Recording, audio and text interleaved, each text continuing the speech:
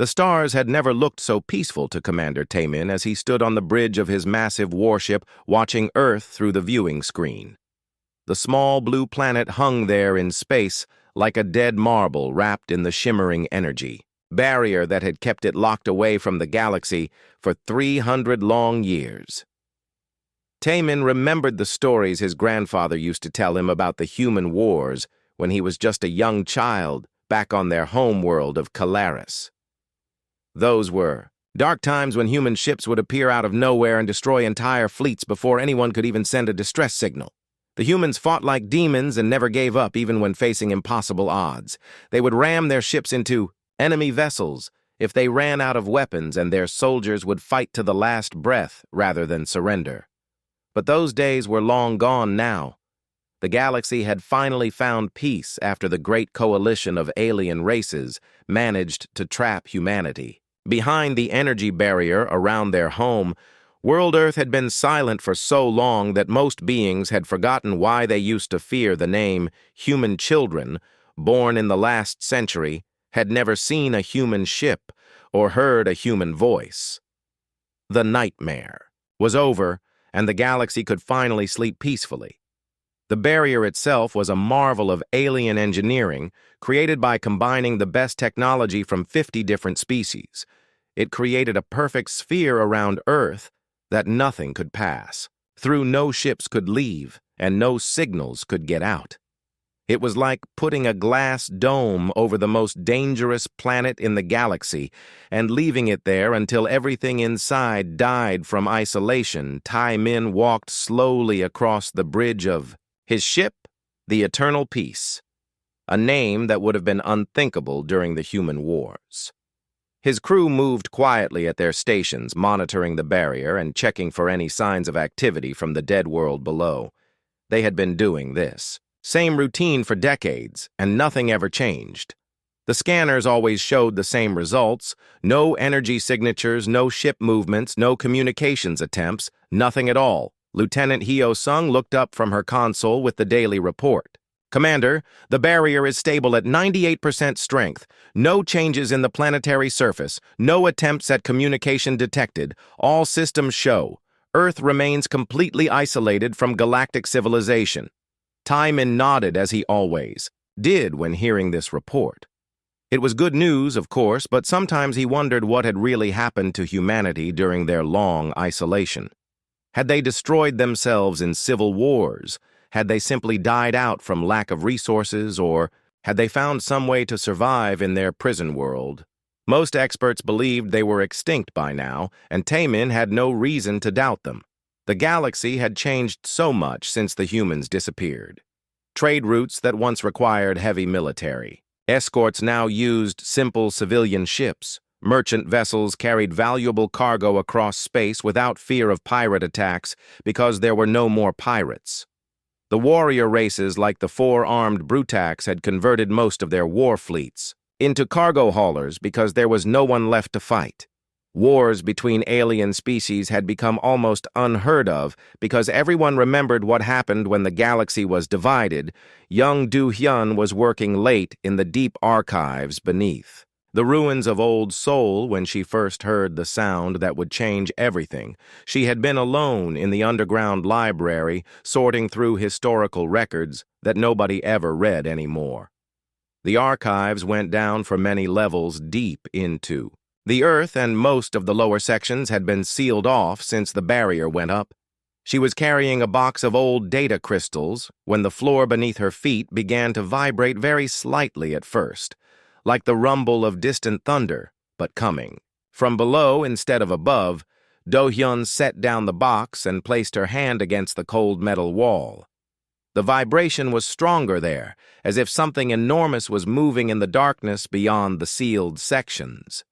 Do-hyun had lived her entire life in the underground cities that humanity had built during the isolation. She knew every tunnel and chamber in this section of the archives, but she had never felt anything like this before. The sealed areas below were supposed to be empty storage, spaces that had been abandoned when the population moved to the higher levels. Nobody ever talked about what was really down there. The sound came again stronger this time and lasted for almost a full minute. It was definitely mechanical, like huge. Gears turning or massive engines starting up after a long sleep. Do-hyun pressed her ear against the wall and listened carefully. She could hear multiple sources of sound spread out across a vast area, as if an entire underground city was waking, up from centuries of sleep. Her hands were shaking as she pulled out her communication device to call her supervisor, but then she stopped. What would she say? That she heard noises from the sealed levels.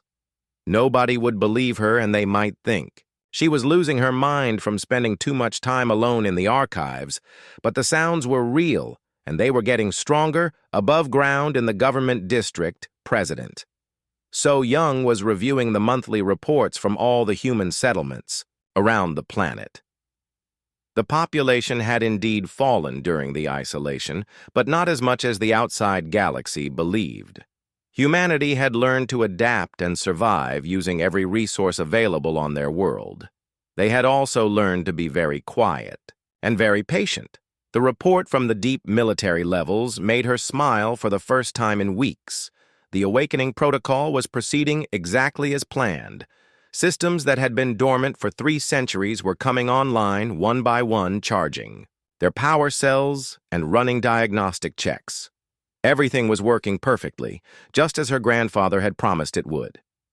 Her grandfather had been one of the last great human military commanders before the barrier went up. He had seen the trap closing around Earth and had made preparations that nobody outside humanity could imagine. While the aliens thought they were imprisoning a dying species, they had actually given humanity the greatest gift possible: time to prepare. The war machines, sleeping in the deep bunkers, had been listening to everything happening in the galaxy above them during the long isolation. They had intercepted alien communications, learned about every trade route, every military base, every weakness that had developed. During the peaceful years, the galaxy had grown soft and comfortable, while humanity had been planning and building and waiting for exactly this moment.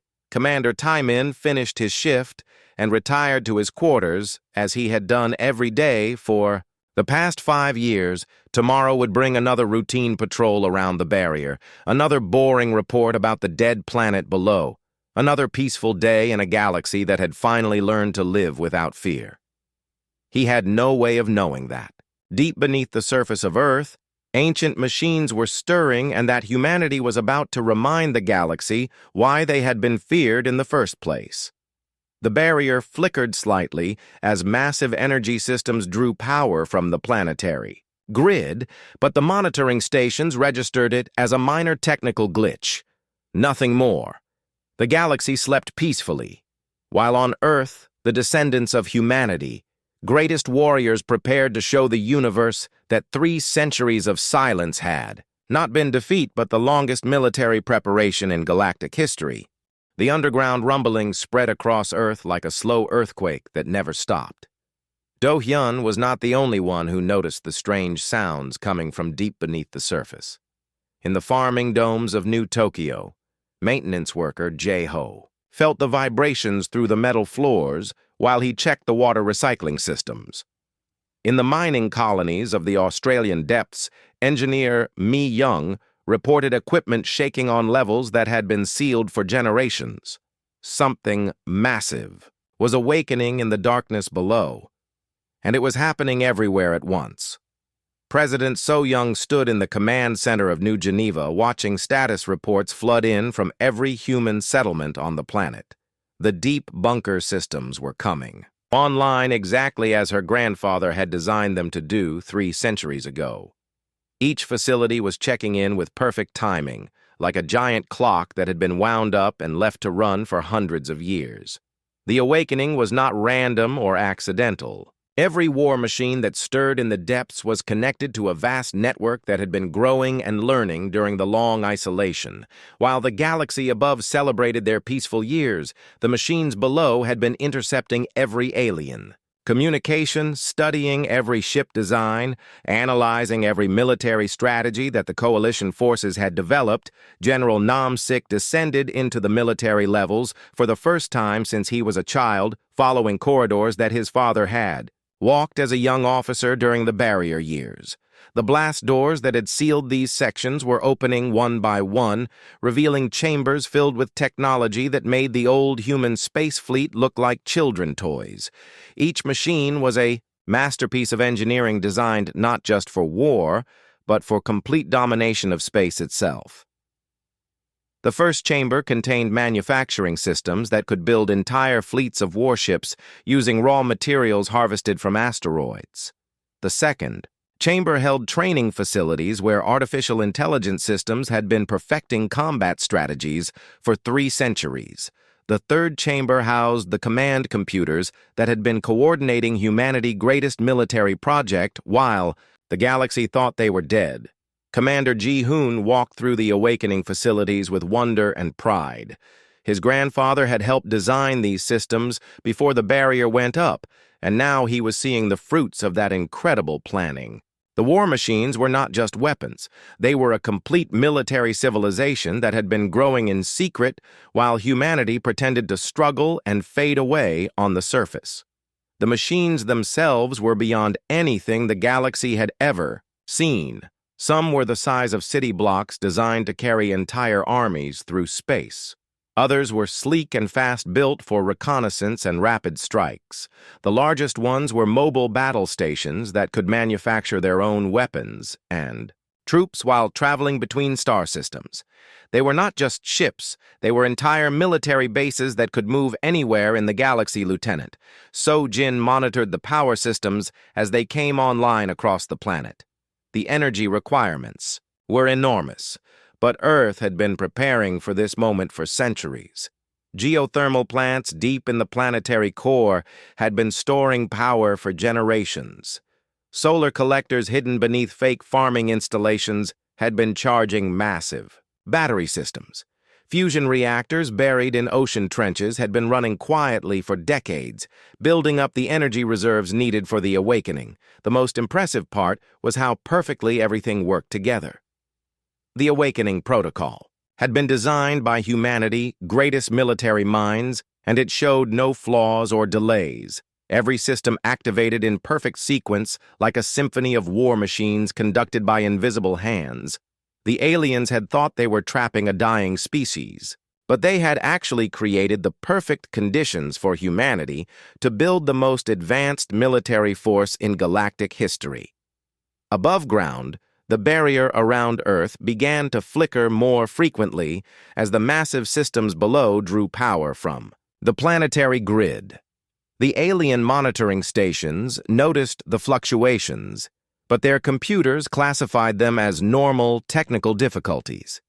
The barrier was old and had been running for 3 centuries, so occasional power irregularities were expected and not worth investigating. Captain Seong-ho stood in the launch bay of the first completed warship, watching as automated systems performed final checks on weapons that had never been tested in combat. The ship was beautiful in a deadly way, with smooth lines that spoke of incredible speed and power. Every surface was covered with sensors and defensive systems that could track and destroy thousands of targets simultaneously. It was not just a warship, it was a perfect killing machine, designed by people who had spent centuries thinking about nothing but revenge. The training programs were perhaps the most impressive achievement of the isolation years. Human volunteers had been practicing combat scenarios in virtual reality systems that perfectly simulated every type of alien ship and weapon in the galaxy. The machines had captured alien technology, and created training programs so realistic that human pilots could learn to defeat enemies they had never actually fought. Every human soldier emerging from the deep bunkers was already an expert in galactic warfare. Engineer Kyung-min supervised the final preparations of the communication systems that would coordinate the coming campaign. These were not simple radio transmitters, but quantum networks that could send messages instantly across any distance in the galaxy. The aliens had never developed this technology because they had never needed to coordinate military operations on such a massive scale. But Humanity had been planning for galactic conquest, and they had built the tools needed to command and control forces scattered across thousands of star systems. President So-young received the final report she had been waiting for. All systems were online, all ships were ready, all personnel were trained and equipped. The awakening protocol was complete, and humanity was ready to remind the galaxy why they had been feared. The barrier that had been their prison was about to become their secret weapon. Because when it fell, the aliens would have no warning of what was coming. The deep command centers were filled with activity as thousands of human officers took their positions at stations they had trained for their entire lives. The artificial, intelligence systems that had been planning this campaign for centuries began uploading final targeting data to the weapon systems. The manufacturing facilities increased production to maximum levels, building ammunition and supplies for a war that would reshape the galaxy. The barrier continued to flicker. The alien monitoring crews assumed their equipment was finally beginning to fail after 3 centuries of continuous operation. They had no idea that the flickering was caused by massive energy draws from below as humanity, greatest weapons charged their systems and prepared to launch. The galaxy was about to learn that humanity's silence had not been defeat, but the longest and most careful military preparation in the history of interstellar warfare. The barrier around Earth collapsed on a Tuesday morning Galactic Standard Time, and nobody noticed at first. The monitoring stations that had watched the planet for 3 centuries simply went dark, their crews assuming it was another routine technical failure. The automated systems that were supposed to alert coalition command centers had been quietly disabled by signals from the awakening machines below. Captain He Jin stood on the bridge of the first human warship to leave Earth in 300 years, watching the stars appear on his viewing screen as they cleared the atmosphere. The ship was called the Silent Thunder, and it was unlike anything the galaxy had ever seen. It moved through space without making a sound or leaving any energy, signature that alien sensors could detect. The first target was a Kalari trade station at the edge of what used to be human space, the same station that had once served as a staging point for attacks on Earth during the last days before the barrier. Went-up Commander Taemin happened to be there on a routine inspection tour when the impossible happened and human ships appeared on their sensors without any warning.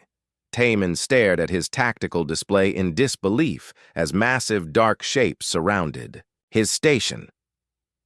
The ships were enormous and completely silent, moving through space like shadows made of metal. His first thought was that the sensors were malfunctioning because everyone knew that humans were extinct, but as the alien forms closed in around them, he realized that the galaxy nightmare was about to begin again. The human attack was swift and perfectly coordinated. They did not destroy the station or kill the crew. Instead, they captured everything intact, along with all the intelligence. Data about current galactic defenses. Captain He Jin forces moved like ghosts, boarding the station through airlocks that somehow opened without triggering any alarms. The Kalari defenders found themselves surrounded by human soldiers before they even knew they were under attack. The humans were different from what the old records described. They moved with mechanical precision, and their equipment was far advanced beyond anything in the Coalition arsenal. Their armor was sleek and black-making, them nearly invisible in the shadows of the station corridors. Their weapons were silent and deadly, dropping alien defenders with energy beams that made no sound.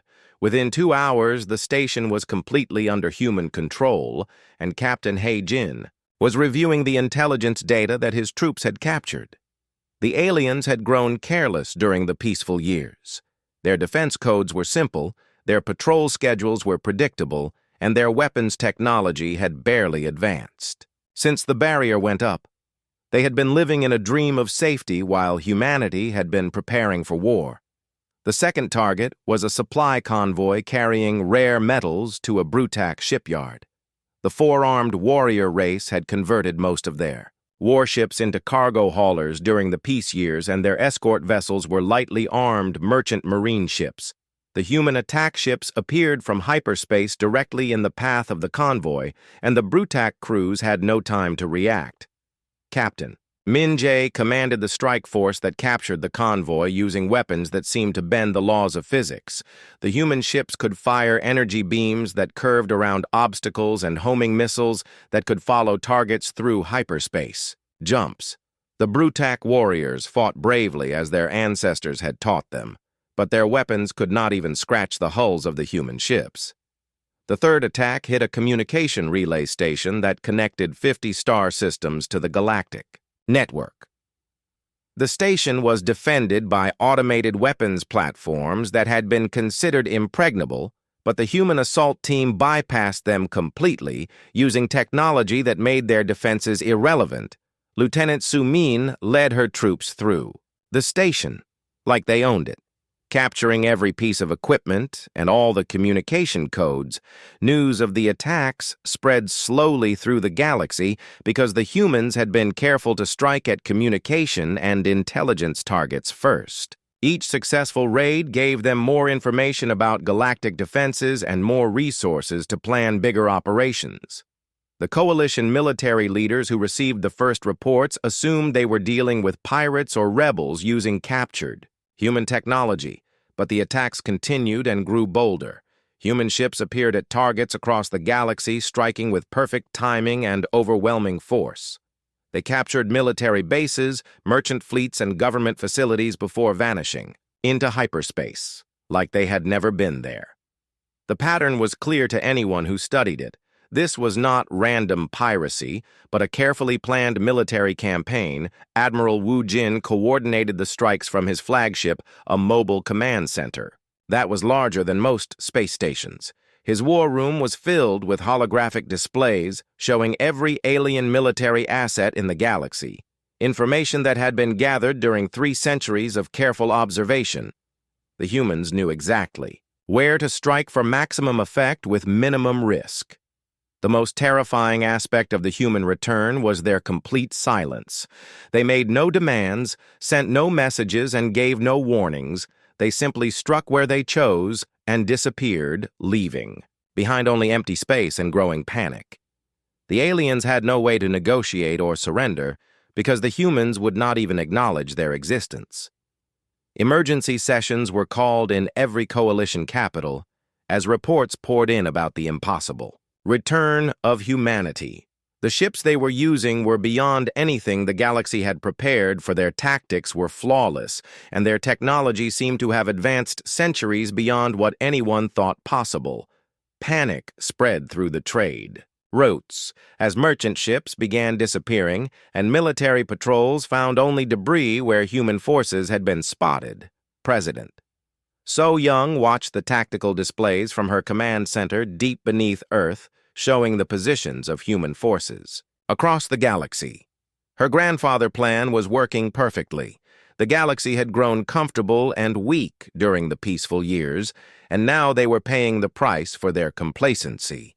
Every human ship was exactly where it was supposed to be. Every mission was proceeding on schedule.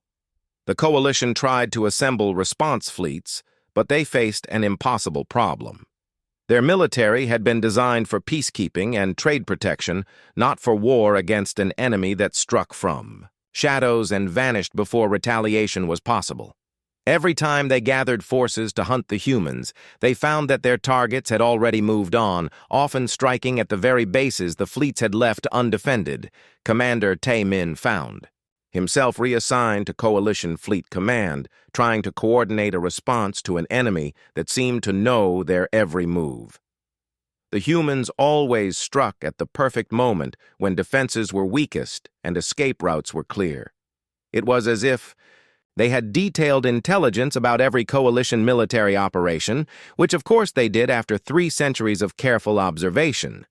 The galaxy leaders finally began to understand the trap they had fallen into by isolating humanity instead of destroying them. They had given Earth 3 centuries to prepare for this exact scenario.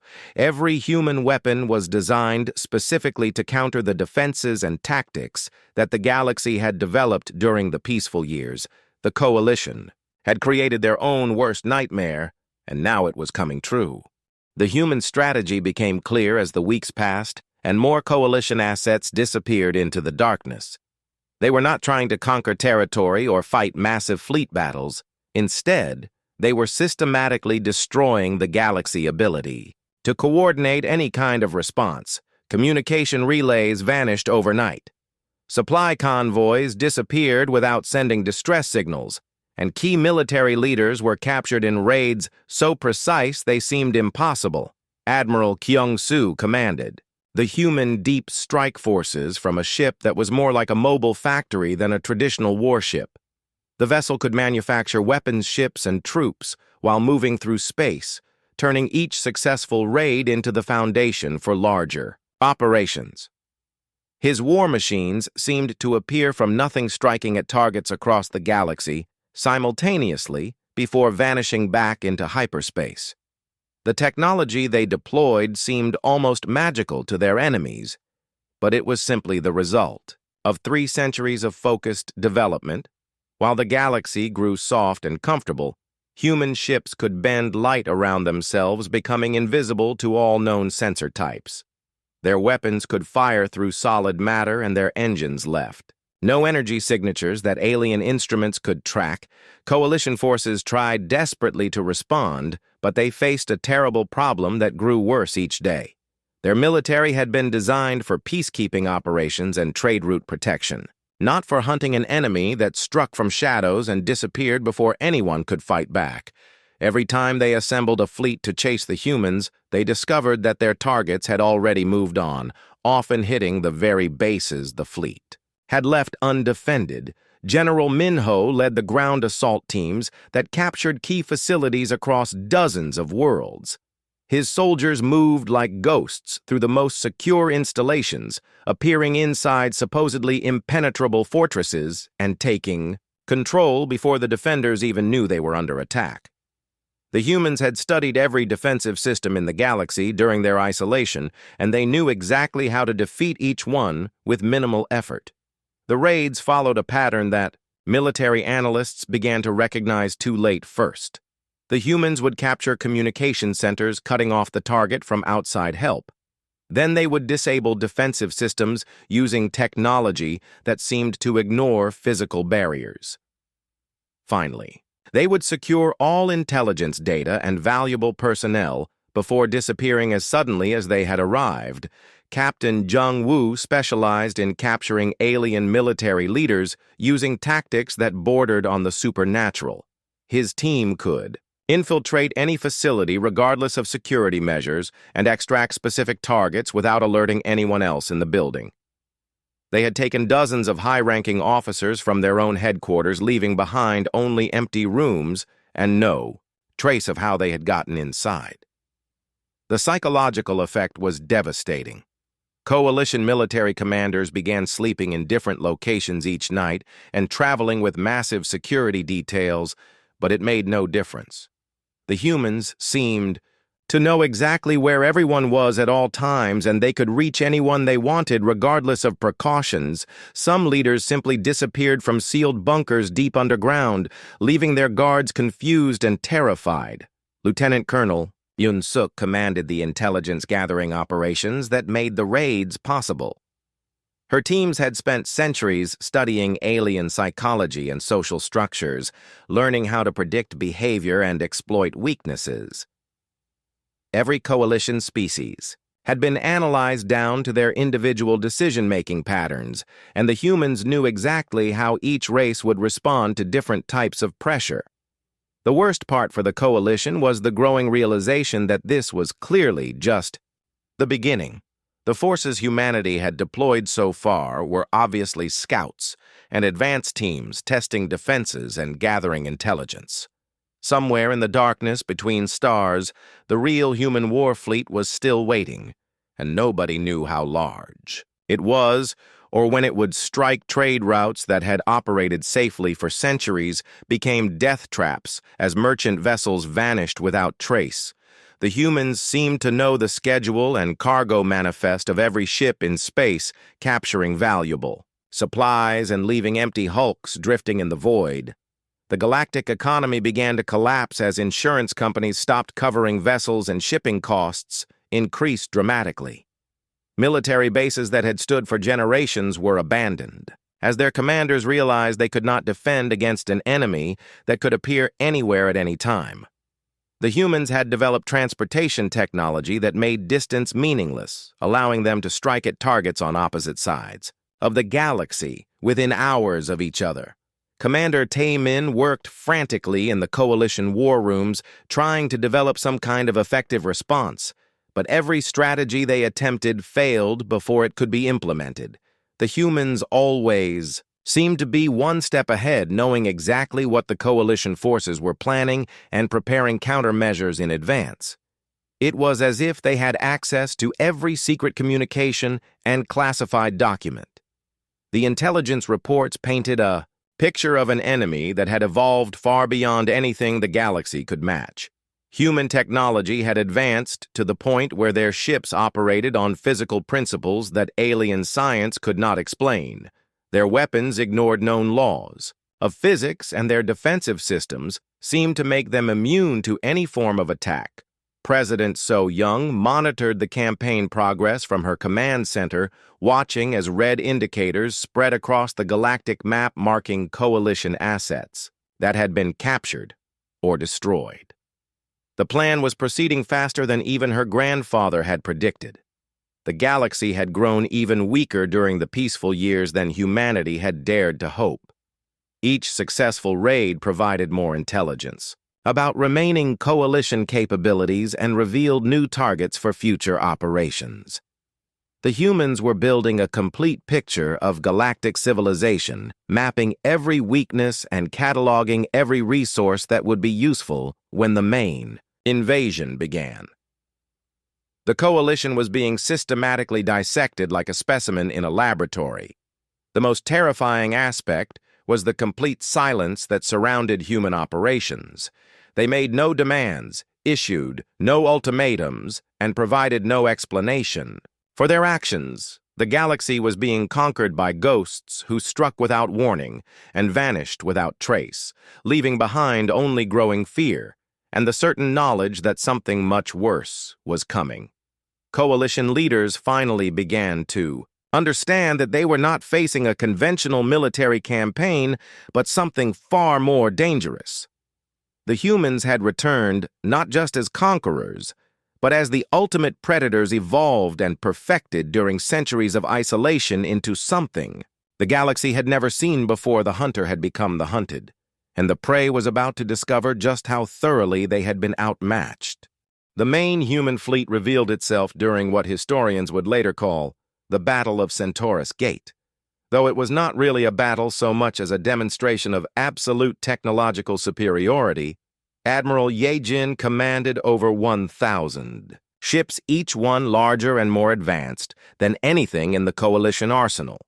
They did not just defeat the defending forces, they systematically dismantled them while broadcasting the entire engagement across every galactic communication network. The Coalition had assembled their greatest fleet at Centaurus Gate, hoping to finally stop the human advance. 500 warships from 20 different species, supported by orbital defense platforms and protected by energy shields that had never been breached in 3 centuries of peace. The military leaders were confident that sheer numbers would overcome whatever advantages the humans possessed. They were wrong in ways that defied imagination. The human ships appeared from hyperspace in perfect formation, moving with a coordination that seemed impossible for such a large fleet. Admiral Yejin's flagship was a mobile battle station the size of a small moon, bristling with weapons that the Coalition sensors could not even identify. The smaller human vessels were sleek destroyers that moved faster than fighters while carrying enough firepower to destroy capital ships. The battle began when the Coalition forces opened fire with everything they had. Thousands of energy beams and missiles streaked across space toward the human fleet, creating a light show that could be seen from neighboring star systems. But the weapons simply vanished when they reached the human ships, absorbed by defensive fields that operated on principles unknown to galactic science. The human response was swift and merciless. Their weapons fired beams of pure energy that passed through coalition shields like they were not there. Each shot was perfectly aimed, destroying specific systems rather than entire ships. The coalition vessels found their engines disabled, their weapons offline, and their life support systems failing while their hulls remained intact. Admiral Ye Jin spoke into the communication channels that carried his message to every inhabited world in the galaxy. His voice was calm and cold as he explained that this demonstration was intended to show the futility of resistance. The coalition forces at Centaurus Gate were not enemies to be destroyed, but examples to be made for the rest of the galaxy to see. Captain Sang Min commanded one of the human destroyer squadrons that moved through the disabled coalition fleet like sharks among wounded fish. His ships could have easily destroyed every vessel there, but instead, they captured key personnel and valuable intelligence data. The coalition crews watched helplessly as human boarding parties took control of their ships with technology that seemed to ignore physical barriers. The human boarding teams wore armor that made them nearly invulnerable to small arms fire and carried weapons that could disable entire groups of defenders without causing permanent harm. They moved through the coalition ships with mechanical precision, securing all important areas and capturing all senior officers within minutes of boarding. President So-young addressed the galaxy directly from the bridge of Admiral Ye Jin flagship, her message broadcast simultaneously on every communication network in known space. She spoke, simply and without emotion, explaining that Earth had spent 3 centuries preparing for this moment. The coalition had made a critical error by assuming that isolation would lead to human extinction. The terms she offered were equally simple and non-negotiable. The coalition governments would surrender unconditionally and disband their military forces. All inhabited systems would acknowledge human authority and submit to the new galactic order. Any resistance would result in the complete destruction of the resisting worlds and the elimination of their populations. She gave them exactly 24 hours to decide. The galaxy watched in stunned silence as President So-young continued her address, explaining that humanity had no interest in genocide or unnecessary destruction. They wanted to bring order and efficiency to a galaxy that had been governed by chaos and committee decisions for too long. The peaceful years had proven that the coalition system was incapable of effective leadership. Colonel Subin led the rapid response teams that secured critical systems across coalition space, while government leaders debated their response. Her forces moved with inhuman precision, seizing communication networks, defense platforms, and administrative centers before local authorities could organize any resistance. Each operation was planned and executed with terrifying efficiency. The human ships that appeared at key locations throughout the galaxy were not there to negotiate or make threats. They simply took control of whatever they wanted and eliminated anyone who tried to stop them. The coalition military forces that attempted to resist discovered that their weapons were useless against technology that had evolved beyond their understanding.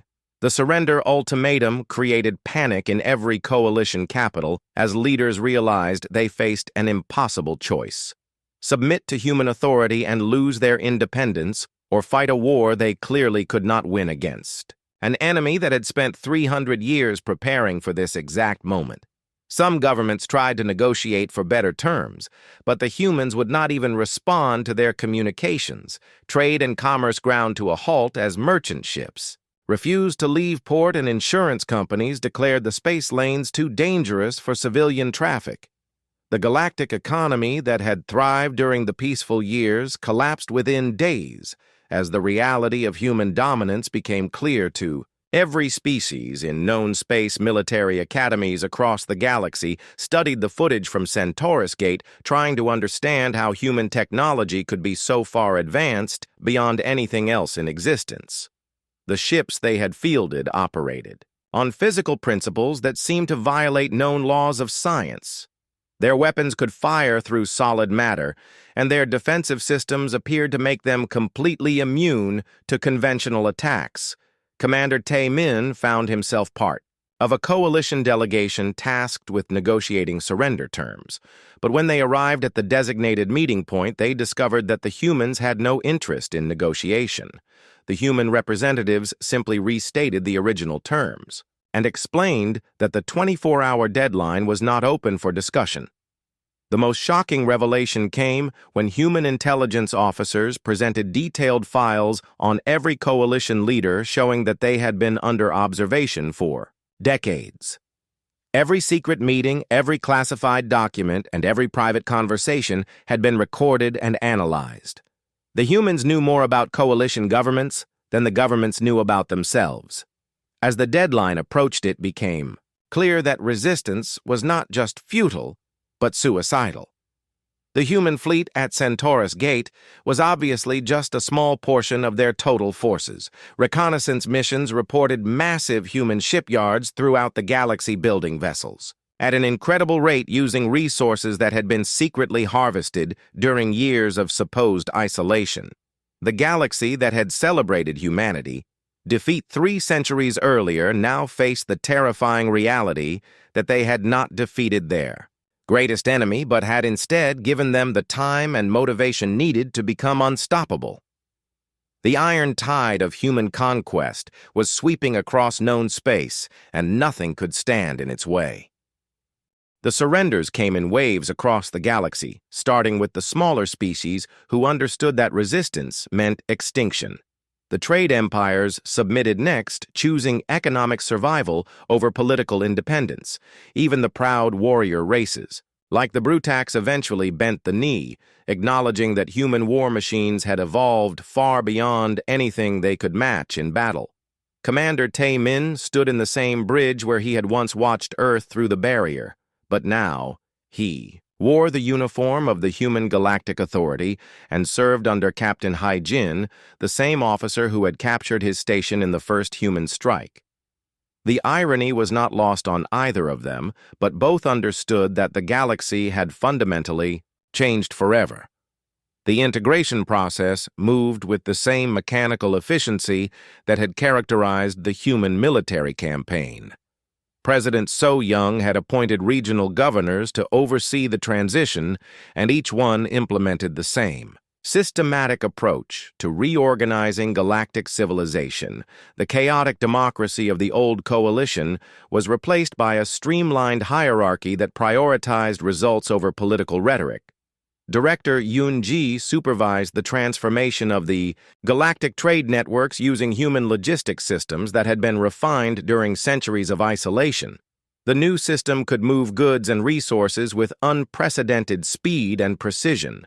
Worlds that had struggled with shortages and supply problems under the coalition found themselves more prosperous than ever before. The human approach to governance was surprisingly pragmatic rather than vindictive. They had not returned seeking revenge against the species that had trapped them behind the barrier. Instead, they focused on creating an efficient system that could manage the complex needs of trillions of beings across thousands of worlds. The galaxy had never been better organized or more productive.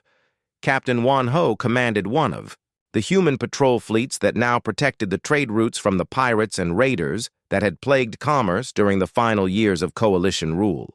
The criminals had expected the change in government to create opportunities for chaos, but they discovered that human law enforcement was far more effective than anything they had faced before. The most remarkable change was in the approach to technology and scientific advancement. Under the coalition system, research had stagnated, as different species competed rather than cooperated. Under human leadership, innovation accelerated dramatically as the same minds that had created Earth war machines turned their attention to improving life for all galactic citizens. Professor Minne directed the new Galactic Research Institute, where scientists from every species worked together on projects that would have been impossible under the old system. The humans shared some of their advanced technology with their new subjects, but always maintained enough of an advantage to ensure that rebellion would remain impossible. The education system was completely reorganized to teach practical skills and logical thinking rather than the political theory and species propaganda that had dominated coalition schools. Children learned about human history and the importance of order and efficiency. Young beings who had grown up during the chaotic final years of the coalition adapted quickly to the new system. General Sang-wook oversaw the transformation of the old coalition military forces into the Human Galactic Defense Corps. Former enemies were retrained and equipped with human technology, then deployed to maintain order throughout the galaxy. The integration was remarkably smooth, as most beings preferred the stability of human rule to the uncertainty of the old system. The economic changes were perhaps the most dramatic improvement under human administration. The galactic currency was stabilized using human financial technology, and trade agreements were renegotiated to eliminate the corruption and inefficiency that had plagued coalition commerce. Businesses that had struggled under the old system found new opportunities in the organized marketplace. Commander Ji-won managed the space traffic control systems that now coordinated the movement of millions of ships across the galaxy using human navigation technology. The new system eliminated the delays and confusion that had made interstellar travel frustrating. Under coalition management, travel times were reduced by half, and accident rates dropped to nearly zero. The human justice system was swift and fair, but also completely inflexible. Criminals were processed through automated courts that could analyze evidence and determine guilt with perfect accuracy. Appeals and political influence were eliminated from the legal process, creating a system where laws actually meant something for the first time in galactic history. President So-young established her capital on a massive space station positioned at the center of the galaxy, where she could oversee the administration of her new empire. The station was a marvel of human engineering that demonstrated their technological superiority to every visitor. The old coalition capitals were converted into regional administrative centers. The cultural changes happened gradually as human values of efficiency and order spread throughout galactic society. The endless debates and committee meetings that had characterized coalition government were replaced by quick decisions based on logic and evidence. Art and entertainment evolved to reflect the new emphasis on practical achievement rather than abstract theory. Dr. Hye-jin led the medical research programs that used human biotechnology to eliminate diseases that had plagued galactic civilization for millennia. The life expectancy of every species increased dramatically under human administration as medical care became both more effective and more widely available. As president, So-young stood on the observation deck of her command station, watching merchant vessels carry goods along routes that human warships now protected. She reflected on the incredible journey that had brought them to this point. The galaxy had tried to eliminate humanity by cutting them off from the universe. Instead, they had created the very isolation that allowed Earth to develop the weapons and strategies needed to dominate the galaxy completely. The coalition had feared humanity when they were just another spacefaring species. Now they served them as the ultimate authority in galactic civilization. The transformation was complete and irreversible. The galaxy that had once celebrated humanity, defeat now prospered under human leadership. Children born under the new system would grow up never knowing the chaos and inefficiency of coalition rule. They would inherit a universe where problems were solved rather than debated, where justice was swift and certain, and where every being had a place in the grand design. The war machines that had awakened beneath Earth's surface had achieved more than just military victory. They had brought order to a galaxy that had been drifting in democratic chaos for too long. The universe was a better place under human rule, and everyone knew it, even those who had once been enemies. Humanity had proven once again that they would not merely survive whatever challenges the universe presented, but would emerge stronger and more determined than ever before. The galaxy had learned too late that trying to contain human ambition was like trying to hold back the tide. Eventually, the water would find a way through, and when it did, nothing could stop the flood.